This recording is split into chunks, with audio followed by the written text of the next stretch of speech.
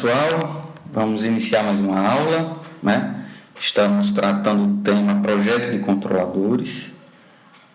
Estamos estudando, no momento, controladores do tipo proporcional, integral e derivativo.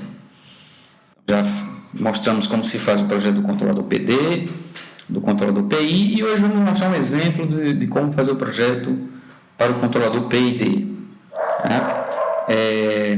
E aí vamos encerrar a aula falando um pouco sobre discretização de controladores. Apesar desse assunto de discretização não ser específico para PID, ou seja, as técnicas que vamos mostrar aqui, elas se aplicam a os mais diversos tipos de controladores, ou seja, basicamente mostraremos aproximações de S para Z, onde qualquer controlador que tem uma certa função de transferência G de S, a gente pode transformar ele em um controlador discreto usando essas aproximações aqui que iremos mostrar. Tá bom? Então, vamos começar falando um pouco sobre o controlador PID. Eu vou colocar aqui na projeção.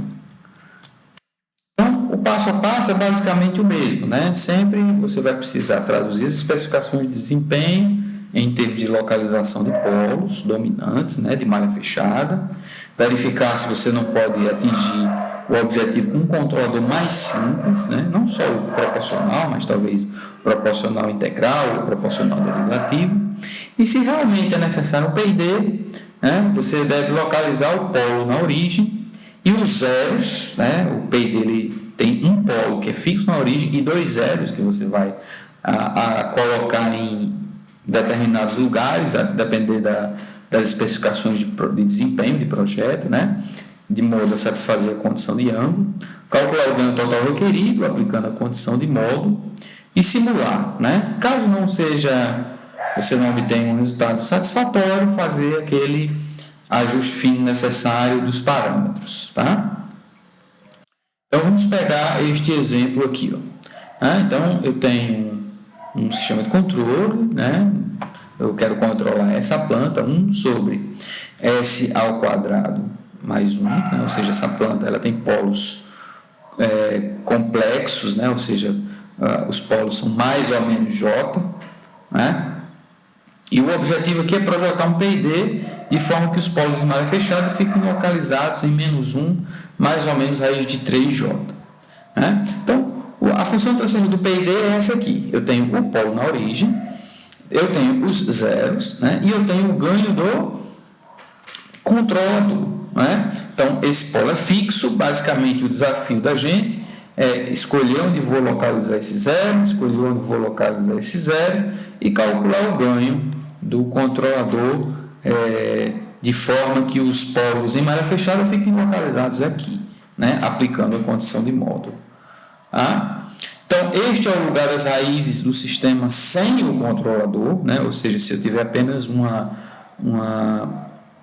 ganho variando de zero a infinito, né? Esses polos eles estão localizados aqui, ó, em malha aberta mais ou menos J, tá?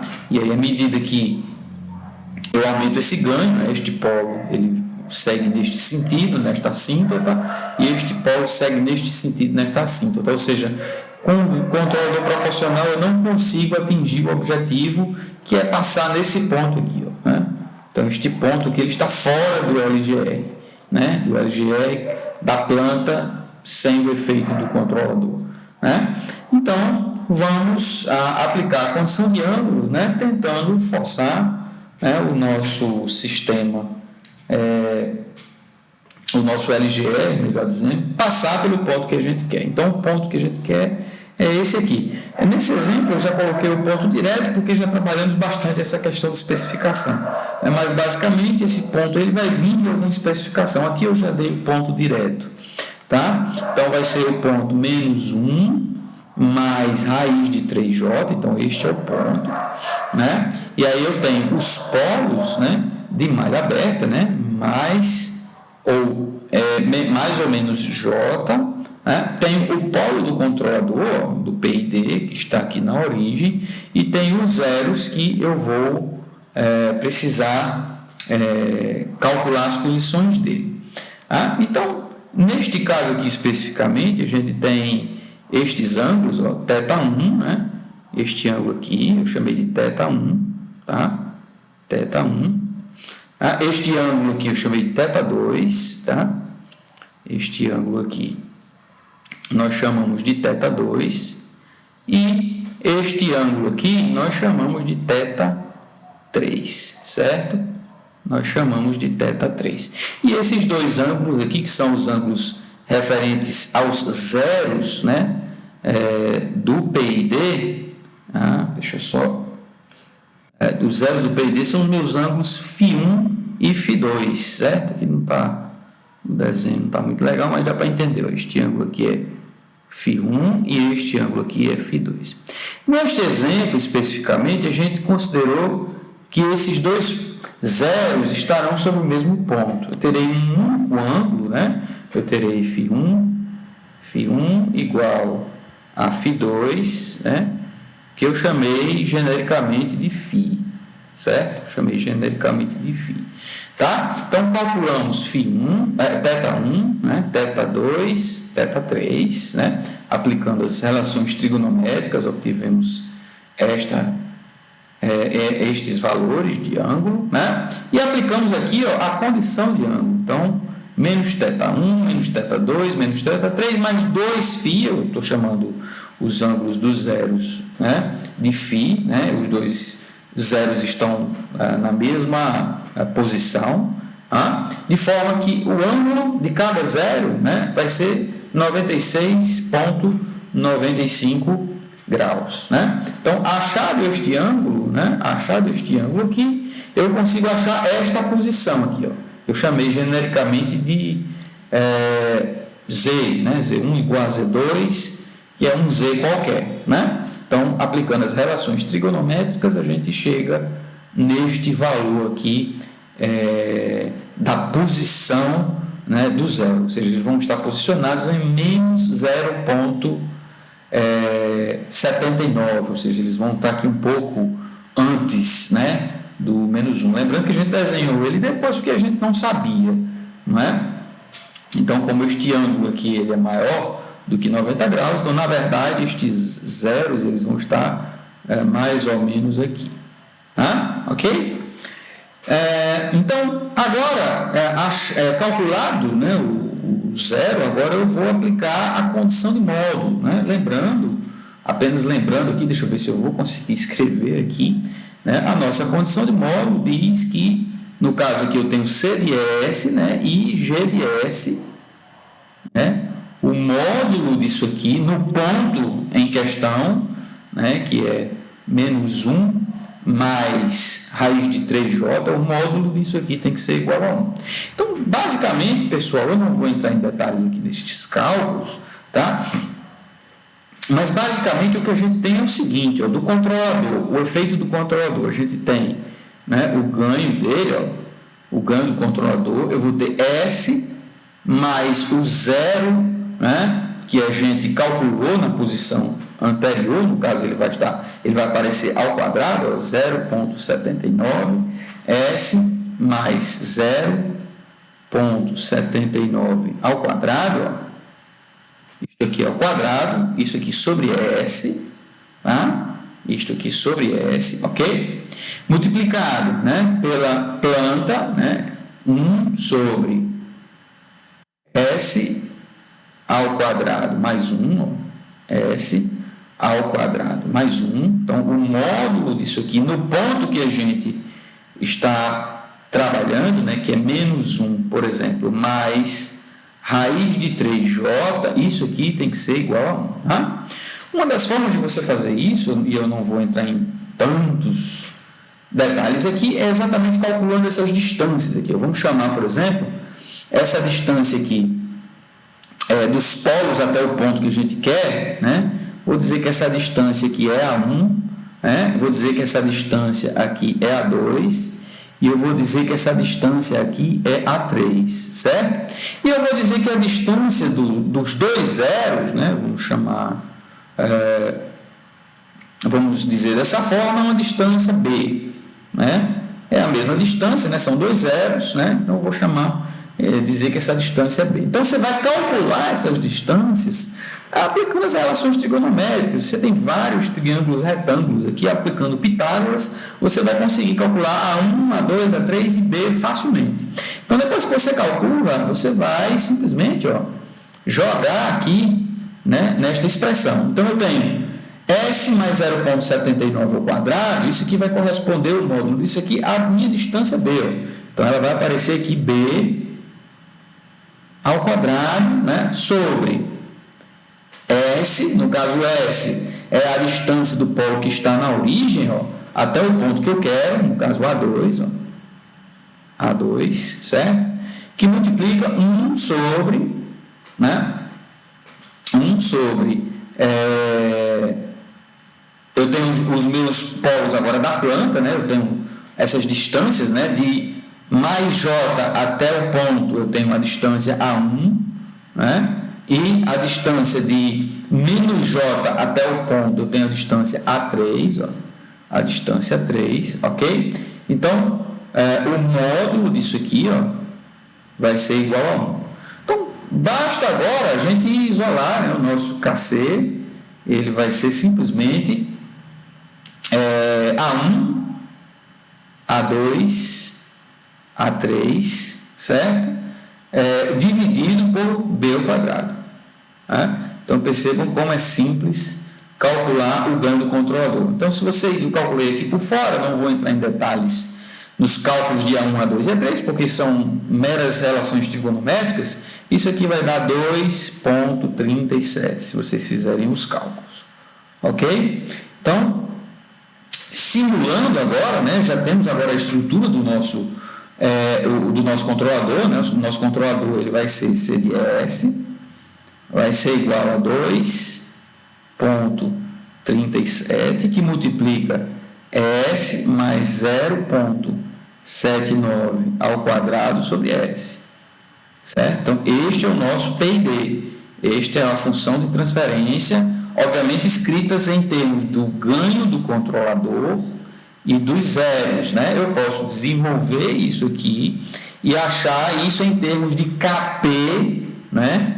KP, por exemplo, TI, por exemplo, e TD. Isso pode até ficar como exercício para vocês. Calcular quem é o ganho proporcional, quem é o tempo integral e quem é o tempo derivativo. Ou até mesmo ganho integral e ganho derivativo. Fica como exercício para vocês fazerem. Ok? Então, com isso, agora eu vou simular, né, aplicando um degrau, o meu sistema, né? Então, aqui eu tenho um sistema em vermelho, é o sistema sem o controlador, ele está em malha fechada, né, com um controlador proporcional de ganho 1, digamos assim, certo? Eu acredito que seja essa a simulação. E eu tenho um sistema com o controlador em malha fechada. Na verdade, pensando bem, eu acho que não. Eu tenho uma oscilação aqui, né? Eu tenho uma oscilação constante, realmente parece mesmo ser os polos daquele sistema em malha aberta, né? Mais ou menos J, sem controle mesmo, acho que é malha aberta aqui. Tá? E tenho aqui o controlador. Então, esse sistema aqui em malha aberta, ele oscila, né?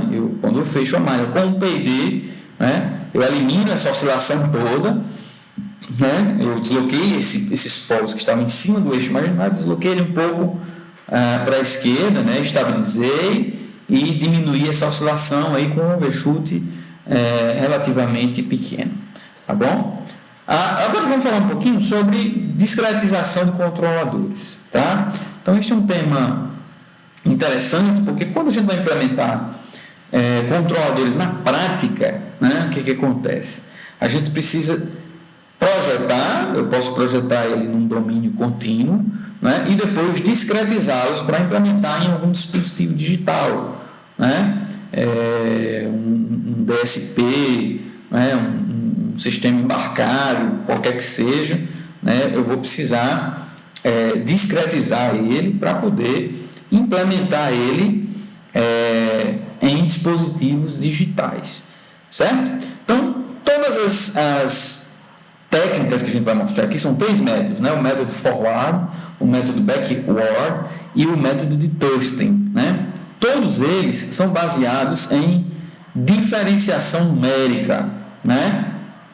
Então eu tenho aqui principalmente os dois primeiros. O último é que a gente vai fazer uma aproximação um pouco mais precisa. Mas falando de forma bem superficial, né? Se a gente lembrar do conceito de derivada, né? É o limite, quando h tende a zero, de f de t mais h menos f de t sobre h. A gente consegue aproximar isso aqui numericamente, né, de duas formas. Eu tenho esta aproximação, é uma primeira aproximação, y de k menos y de k menos 1, sobre t de s, né, onde t de s é exatamente a distância, né, deste ponto para este.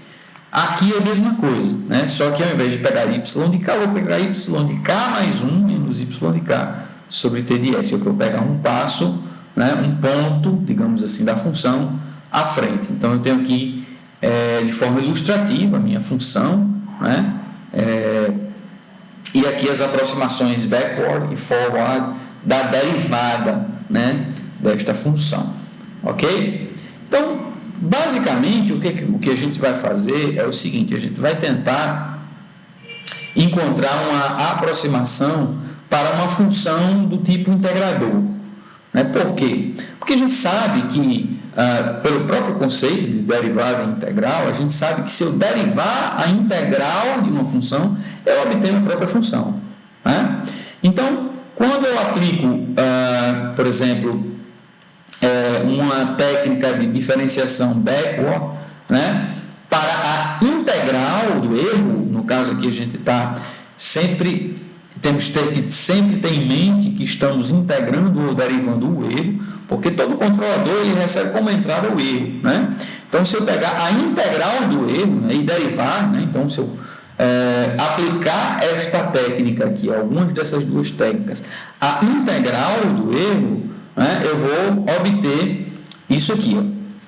Então, a derivada da integral, certo? Eu vou ter que isso aqui vai ser I de K menos I de K menos 1 sobre T de S, onde T de S é o período de amostragem, o tempo decorrido entre uma amostra de erro e outra amostra de erro, né? Lembre que a gente está passando agora para o domínio de tempo discreto, né? Então, quando eu for implementar isso num computador, né, eu vou ler o sinal que vai vir da planta, né, através de um conversor, por exemplo, AD, eu vou ler isso aí, vou armazenar isso aí, vou calcular o erro, né, existente entre a referência e a saída, e eu vou chamar isso aí de E de K, por exemplo, né, e vou armazenar todos esses erros aí. Então, se eu imaginar esse contexto discreto, né, eu faço isso num intervalo que eu chamo de período ou intervalo de amostragem, que eu estou chamando aqui de T de S, ok? Então, vamos supor que eu tenho vários erros aqui, ó, vários erros aqui, né? Eu tenho um sinal de erro aqui, eu tenho vários erros aqui sendo amostrados, né? Então, a diferença entre uma amostra e outra é feita num tempo T de S aqui, ó. Ok? Então, I de K menos I de K menos 1 sobre T de S é igual a E de K. Ok? Então, onde I de K, né, é a integral do meu erro. Né? Por isso que eu estou chamando de I. I é a integral do meu erro. Então, reescrevendo isso aqui, ó, eu posso reescrever dessa forma. I de K é igual a I de K menos 1 mais E de K que multiplica T de S. Isso aqui é uma função integrativa. Claramente a gente está vendo que há uma integração aqui. Eu estou dizendo que a integral no instante atual é igual à integral no instante anterior mais uma parcelinha de correção, né? Então, percebam que eu estou acumulando diversas áreas aqui. E esta área aqui, especificamente, ela é calculada como sendo base por altura, como se isso aqui fosse um retângulo. Então, isso aí a gente também chama de aproximação retangular, certo? Então, passando isso aqui para o domínio da transformada Z, a gente consegue passar isso para o domínio da transformada Z, eu vou ter que I de Z vai ser igual a I de Z, desculpem, aqui está errado, tá? Vou corrigir, aqui é I de Z, certo? Que multiplica Z elevado a menos 1 mais E de Z que multiplica T de S, tá? Então, escrevendo a relação entre I de Z e E de Z, a gente obtém esta funçãozinha aqui, ó. Esta funçãozinha aqui em termos Z, potências negativas de Z, ou em termos de potências positivas de Z. Tá? Se isto aqui é uma relação de integração para mim no domínio da transformada de Laplace é o inverso de S, certo? Porém, eu não quero achar a relação entre que relacione o inverso de S, eu quero achar uma relação de S, né? Então, se eu inverter isto aqui, né, eu posso afirmar que o meu S vai ser igual a Z menos 1 sobre Z que multiplica o período de amostragem. Ou seja, esta é a minha aproximação backward, certo? Esta é a minha aproximação backward. Então, se você tem uma função de transferência de um controlador C de S, certo? Se você fizer S igual a isso aqui, ó, que é Z menos 1 sobre Z T de S, né, você vai encontrar uma função C de Z, uma função aproximada, através de uma aproximação que aproxima o comportamento de C de S, ok?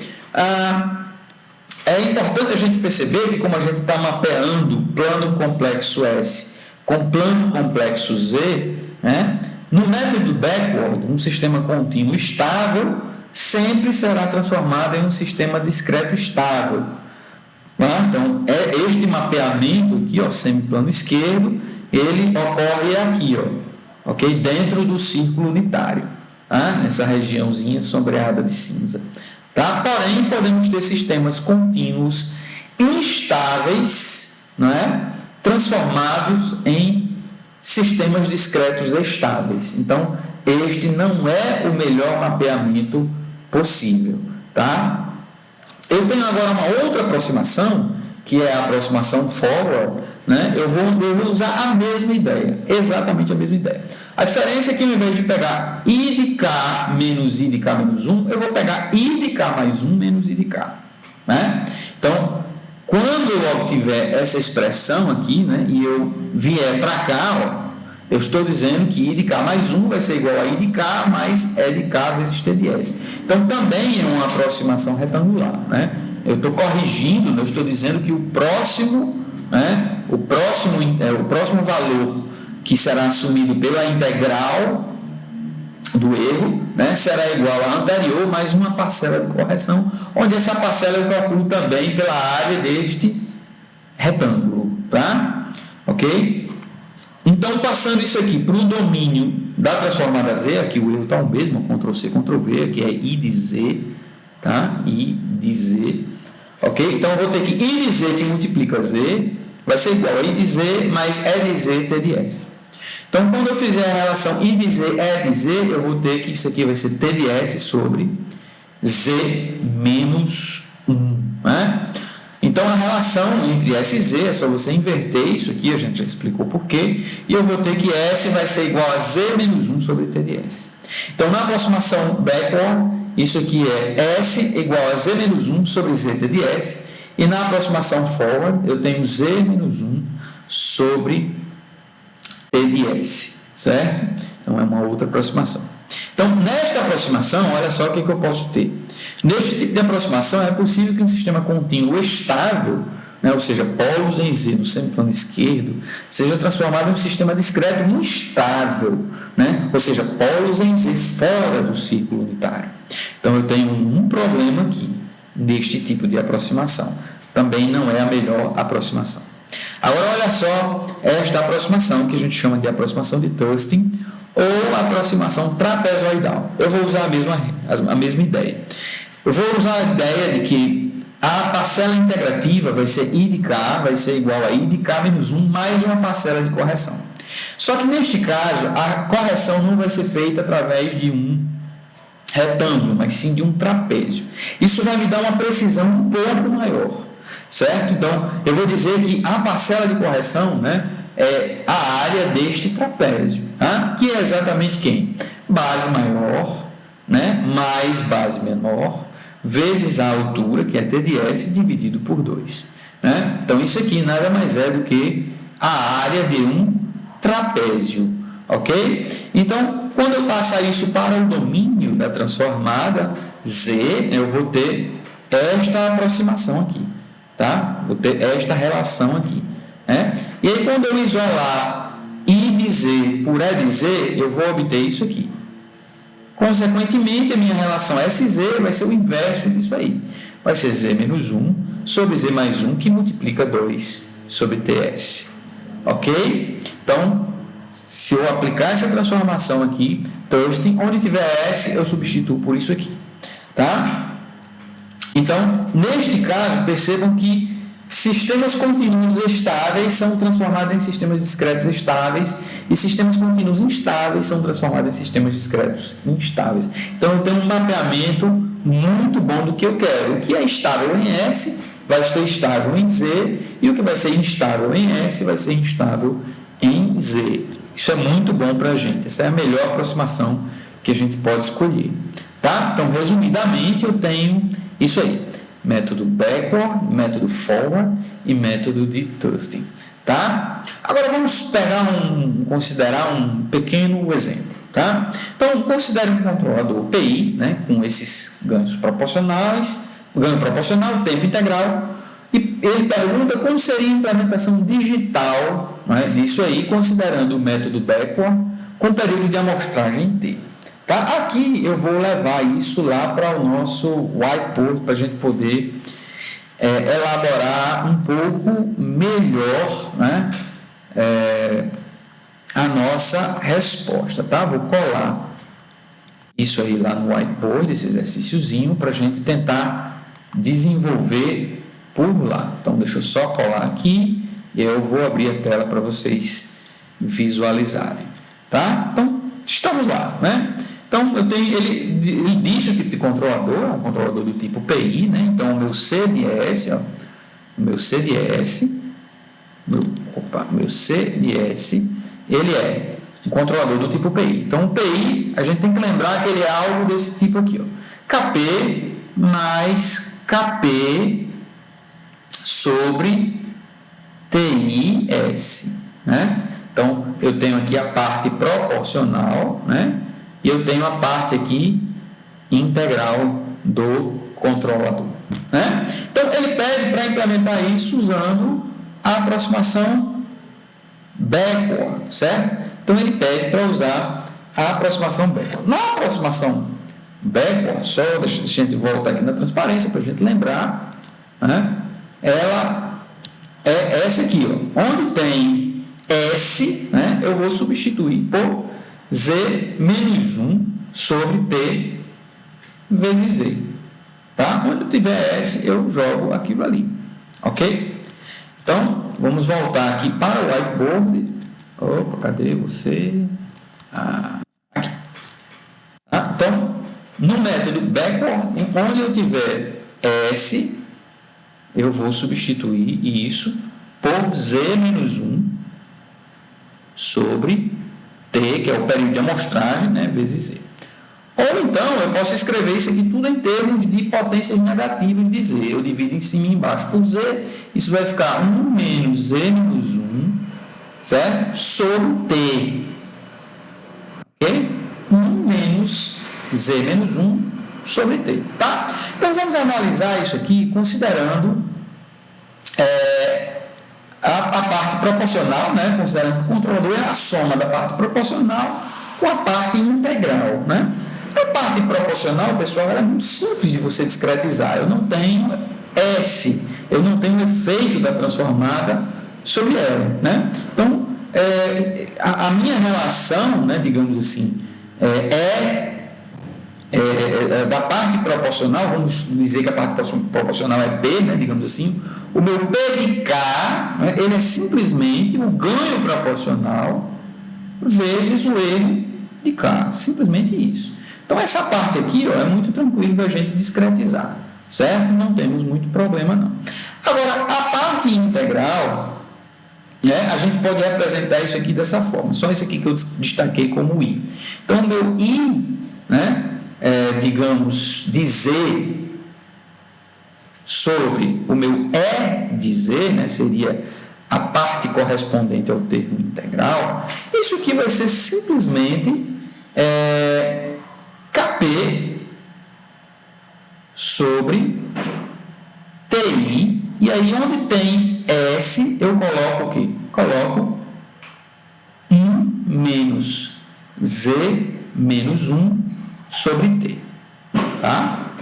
1 sobre Z menos 1 sobre T. Tá? Então, isso aqui eu posso reescrever dessa forma. Isso aqui vai ser Kp vezes T, que é o meu período de amostragem, sobre, né, Ti menos Ti, que multiplica Z a menos 1. Isso aqui é o meu I de Z, E de Z. Tá? E de Z. Tranquilo. Agora, eu posso afirmar, né, tranquilamente, né, o seguinte, que o meu, passando agora para um tempo discreto, né, saindo do domínio da transformada e indo para tempo discreto, eu posso dizer que o meu I de K, certo? Que multiplica Ti menos I de K menos 1, que multiplica Ti, isso aqui vai ser igual a Kp, que multiplica T, que multiplica o meu E de K. Passei agora tudo para o domínio, tudo para tempo discreto, melhor dizendo. Tá? Então, o meu I de K, certo? O meu I de K, ele vai ser igual a I de K menos 1, certo? I de K menos 1 mais Kp T, que multiplica E de K, certo? E aí, o que eu posso fazer? Eu posso tranquilamente dividir, né, tudo, né, dividir tudo por TI. Tá? Quando eu divido tudo por TI, eu divido os dois lados, né? Por TI, eu vou ter isso aqui, ó, sobre TI. Ok? Então, pronto. Então, está aqui discretizada a minha parte integral. Aqui, a discretização, né, da parte integral, e aqui está a discretização da minha parte proporcional. Então, quando você for escrever um algoritmo de controle, né, esse algoritmo ele vai ser algo do tipo, vamos dizer que, vamos tentar delimitar aqui um algoritmo, né, algoritmo. Né, esse algoritmo ele vai ser algo do tipo, né, então, lê da planta, né, leia a planta. Então, quando você lê a planta, você vai ler isso aqui, ó, e armazenar num vetor, né, y de k, né, você vai calcular o erro, né, você vai calcular E de k vai ser igual a referência, né, menos y de k, né, então você vai calcular o erro, e aí você vai calcular a parte proporcional, ó, ficou, a parte proporcional, meu P de k, vai ser o meu Kp, que multiplica o meu E de k. Você vai calcular a parte integral. A parte integral vai ser I de K, vai ser igual a I de K menos 1, mais Kp, que multiplica T, sobre Ti, que multiplica E de K, né, que a gente calculou nessa linha aqui, ó, o E de K, né, e o seu sinal de controle, o U de K, o que vai ser enviado à planta, ele vai ser P de K mais I de K. Ok? Mandou o sinal para a planta, espera o tempo de amostragem e aí volta, né? Espera, digamos assim, espera TS, né? E depois volta para o passo 1. Ok? Este é o primeiro passo. Então, esse seria um algoritmo simples de um controlador proporcional integral. Ok? Então, com isso, a gente encerra a parte relativa a projeto de P&D usando LGR, discretização, e na próxima aula vamos falar um pouquinho sobre esquemas modificados de P&D. Aí a gente encerra P&D e continua falando sobre projeto usando LGR, só que no caso agora vamos trabalhar com avanço, atraso e avanço, atraso. Avanço, atraso e avanço, atraso. Ok? Muito obrigado.